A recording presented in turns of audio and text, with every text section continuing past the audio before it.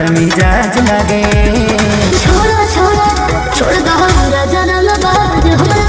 कौनो बात ना, सरकार 125 यूनिट फ्री दे रहल बिया।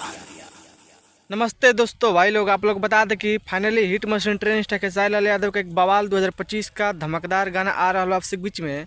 उस गाने का फाइनली पोस्टर आपसे बीच में आ गया है। आप लोग मेरे स्क्रीन पर देख रहे होंगे। इसी वीडियो में इसी गाना की जानकारी दोस्तों बीच में किस चैनल पर कब लॉन्च किया जाए, कब तक सुनने को मिलेगा। आज जो भाई लोग चैनल सब्सक्राइब नहीं किए तो प्लीज़ दोस्तों पहले चैनल सब्सक्राइब कर लीजिए, सबसे पहले ऐसे भोजपुरी लेटेस्ट अपडेट जानकारी जानने के लिए। चलिए गाने के बारे में बात करते हैं। खेसारी लाल यादव गाना का टाइटल है लहंगा में मीटर 2। गाना आ रहा है आपसे बीच में। इस सॉन्ग को गाए हैं hit machine trend star Khesari Lal Yadav और साथ में सेल्फी राज ने गाना गाई है। डुएट गाना होने वाला है और इस गीत को लिखे हैं लहंगा मीटर 2 कृष्णा बेदर्दी। और म्यूजिक संगीत का बात करो तो म्यूजिक दिए हैं विनय विनायक ने। म्यूजिक संगीत से हैं बहुत बेहतरीन जबरदस्त बवाल धमाकेदार। और इस वीडियो में देखने को मिले खेसारी लाल यादव और रक्षा गुप्ता।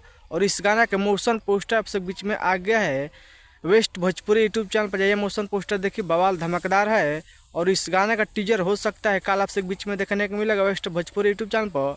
और फुल वीडियो लॉन्च किया जाएगा, यानी कि 15 तारीख आपसे बीच में फुल वीडियो देखने को मिलेगा वेस्ट भोजपुरी यूट्यूब चैनल पर।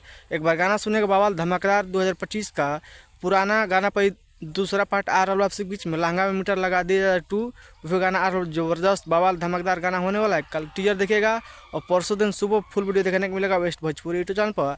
आप लोग बताइए कि ये अपडेट न्यूज़ कैसा लगा। अपडेट न्यूज़ पसंद प्लीज़ वीडियो को लाइक कीजिए, चैनल सब्सक्राइब कीजिए, दोस्तों से लाइए। मिलते हैं अगले वीडियो में। जय हिंद, जय भोजपुर समाज। धन्यवाद। दबा के वीडियो शेयर कीजिए। धन्यवाद दोस्तों।